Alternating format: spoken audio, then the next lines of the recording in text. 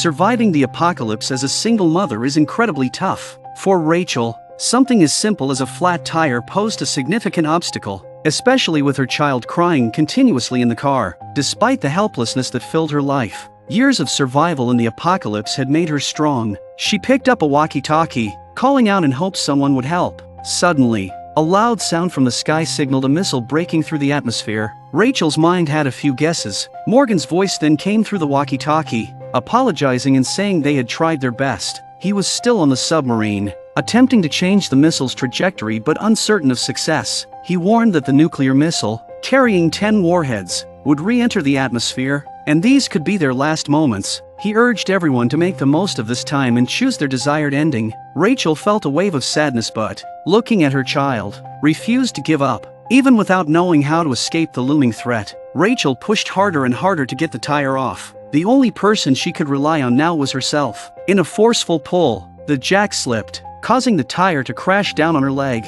She screamed in pain for 5 minutes, realizing her leg was severely broken, even losing sensation in her lower leg. Life seemed overwhelmingly difficult. Most people might have given up, but hearing her daughter's cries, Rachel knew she had to keep going, holding onto any sliver of hope. Unable to stand, she reached for some wood and tape to makeshift a splint for her broken leg. Enduring the immense pain without shedding a tear, she picked up her backpack and her child. Knowing she couldn't afford to give up yet, hobbling forward, Rachel moved slowly, hoping her dog would lead her to others, but her leg injury was too severe.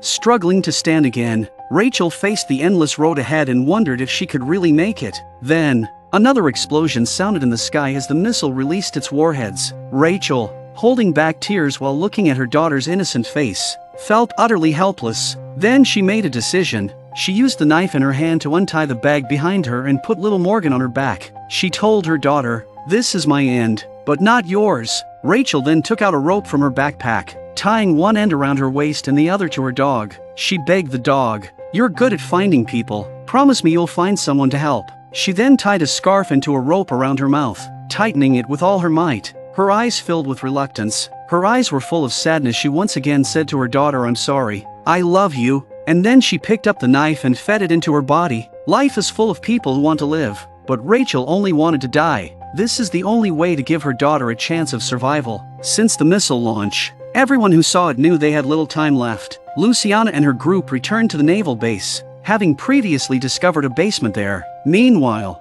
Daniel, on the armored vehicle, had written down coordinates he heard over the radio, suggesting a possible escape. When he tried to listen again, he only found Morgan's final message to everyone. At that moment, Luciana and her group reached the vehicle and upon inspecting the basement, found it was almost entirely filled with zombies. Realizing that staying there would be a waste of time, they decided to move on. At that moment, a car approached from a distance. It was Wes and Raleigh, bringing Jason with them. Raleigh suggested they could go to a bunker, where Alicia was also being held. Explaining they captured Jason, who divulged the location. Charlie was surprised that Jason so readily shared the address. Raleigh explained that Teddy had abandoned Jason, and he had ways to make him talk. Daniel, distrustful of Jason, recounted hearing a different set of coordinates on the radio, believed to be safe. When asked who was broadcasting, Daniel couldn't recall the voice. Raleigh mockingly suggested Daniel might be hallucinating again, causing Daniel to doubt his own certainty. Was it just his imagination?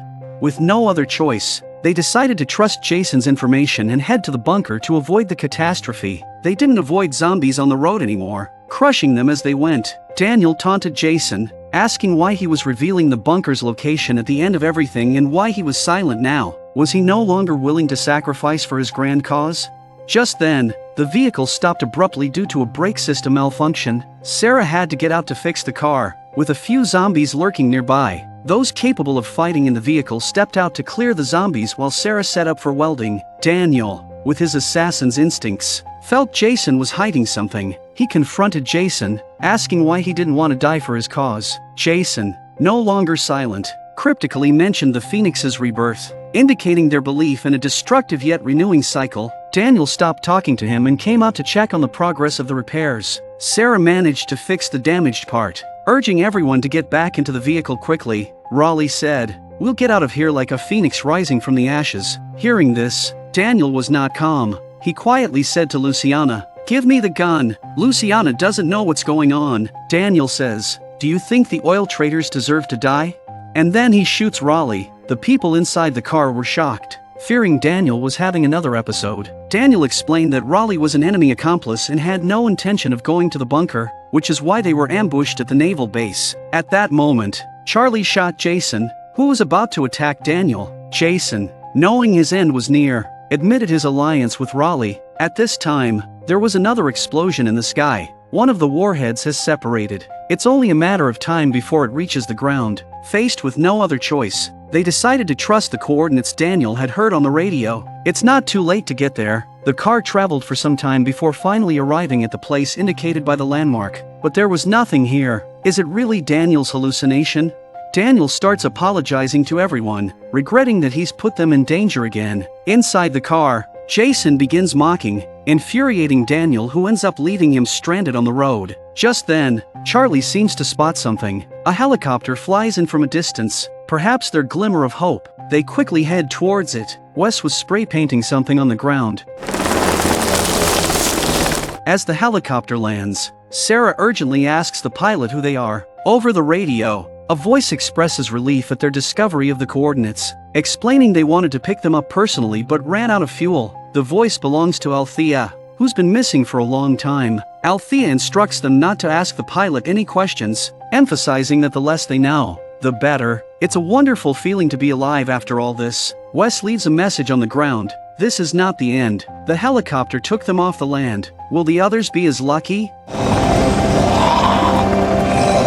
A nuclear missile soars into the sky, threatening to obliterate the continent upon its descent. Dwight and Sherry scour for a sturdy building, hoping to survive the impending doom. Even if they are destroyed, they will hold each other's hands. Dwight gazes around in confusion. The map showed a school here, but now, there's not even a shelter in sight. With no time for regret, they continue along the road, only to find a flimsy house incapable of withstanding the blast wave. But Sherry, half in jest, suggests they might find beer and burritos inside, the simple pleasures they'd promised to share once reunited. But due to her reasons, it had never been realized. If the nuclear bomb really destroys everything, this will become an eternal regret. They enter the eerily quiet, tidy, but deserted house. After a thorough search, they reunite outside. No burritos, but 2 cans of beer, a small consolation. Sherry feels a sense of loss after seeing a family portrait inside the house. She said, "Why didn't we start a family like this earlier?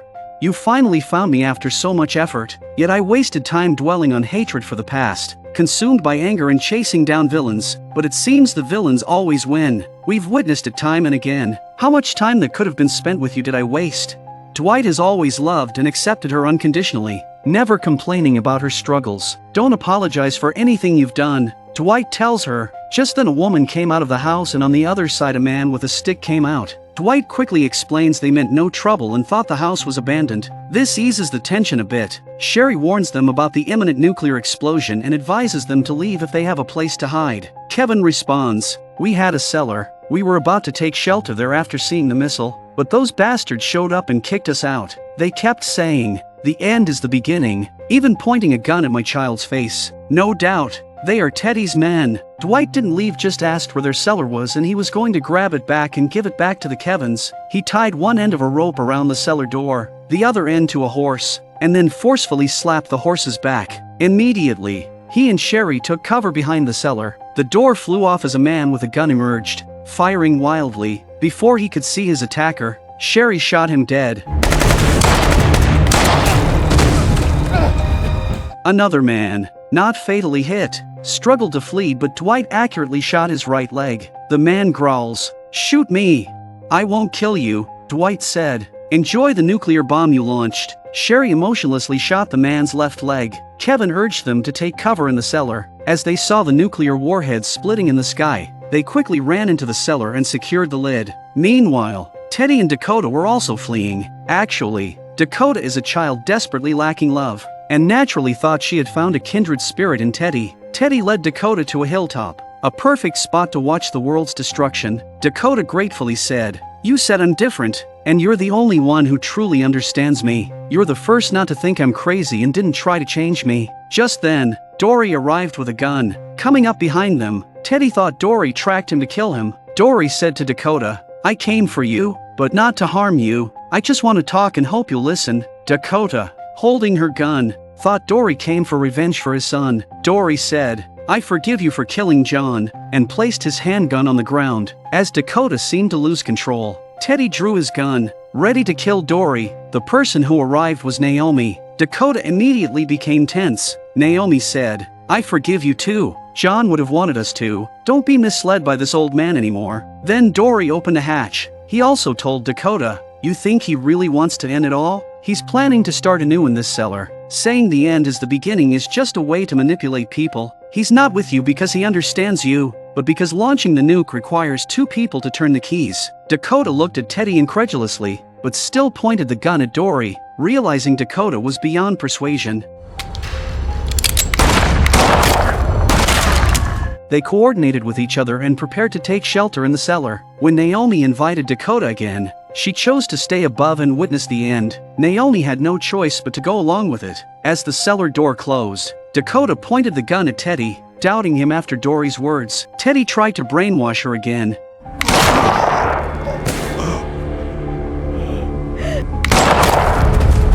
But Dakota, standing over his body, said, You told me never to change. I never did. Victor, riding through the city on horseback, didn't know where was safe. Passing a house, he felt it might be a sanctuary but found it full of zombies. He rushed in, killing an attacking zombie, and made his way to the 2nd floor. The place was empty except for corpses. Victor looked at the countless zombies downstairs. He originally thought that this was a place where he could survive, but he never thought that he would walk into a dead end.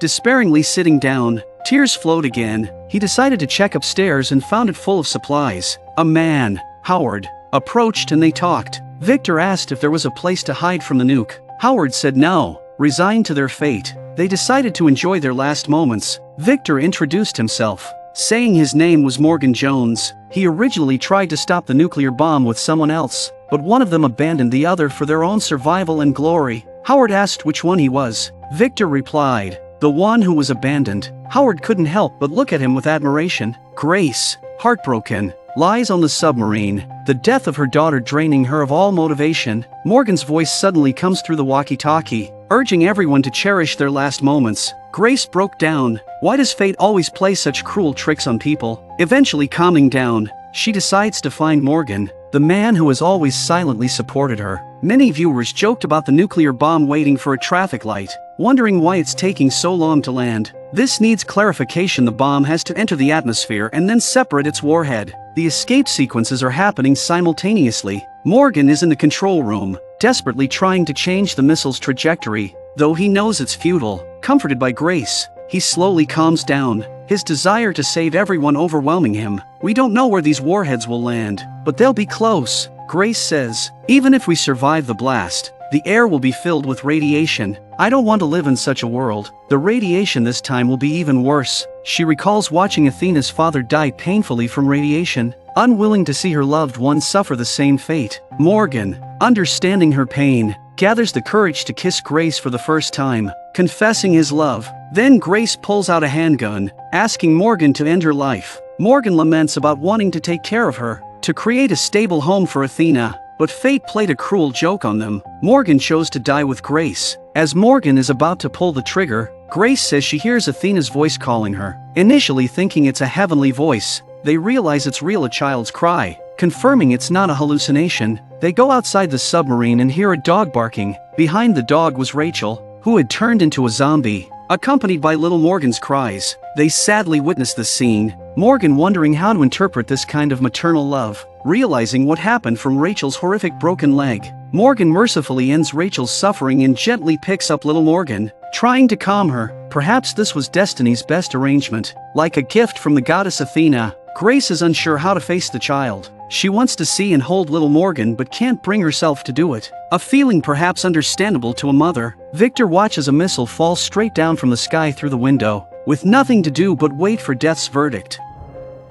Meanwhile, Dakota isn't so lucky, too close to the explosion site. She turns to ash before the shockwave hits. Even Naomi in the cellar feels the fierce impact, fortunately without a collapse. the cottage is instantly destroyed. Dwight quickly protects Sherry, and Kevin's family huddles together. As the shaking subsides, they realize they've survived. Sherry breaking down in tears. Next to the submarine, Grace was dumbfounded as the shockwave swept towards the sea and they had no choice but to run away. A nearby truck becomes their last hope, the dog also taking refuge inside. As the shockwave just reached the submarine, they took the child and hid under a truck, which was then engulfed in dust. Only by experiencing it can one understand how terrifying it is. The truck shook violently, as if ready to take flight. Victor also felt the tremors of the shockwave, his emotions like a roller coaster ride. When everything calmed down, both were somewhat in disbelief that they were unharmed. Victor was extremely lucky. The building was far enough from the blast site to survive. Victor burst into laughter, acknowledging he's not a hero but a villain, with no one more eager to survive than him. This is definitely something to celebrate. Victor revealed to Howard, "I'm not the one who was abandoned. I'm the other one. My name isn't Morgan Jones. It's Victor Strand. I'm someone who throws others to the wolves when necessary and never regrets my actions. I'm a businessman, a con man, a swindler, and I cheat at chess, time and time again, and I never miss." Howard asked why he did this, and Victor answered, "For survival. My entire life has been about surviving. I started from nothing and know how to keep living. That's who I am, and I can never change." Victor is perhaps the most real character in the series. He plans to use the explosion and the resources here to build a new era. Morgan and Grace also survived. Before they could rejoice, more sounds of warhead explosions came from the sky. The power of just one warhead was immense. It's hard to imagine what the remaining 9 will do to this land. This marks the end of the 6th season of Fear the Walking Dead. Thank you for your support, and see you next season. Thank you again.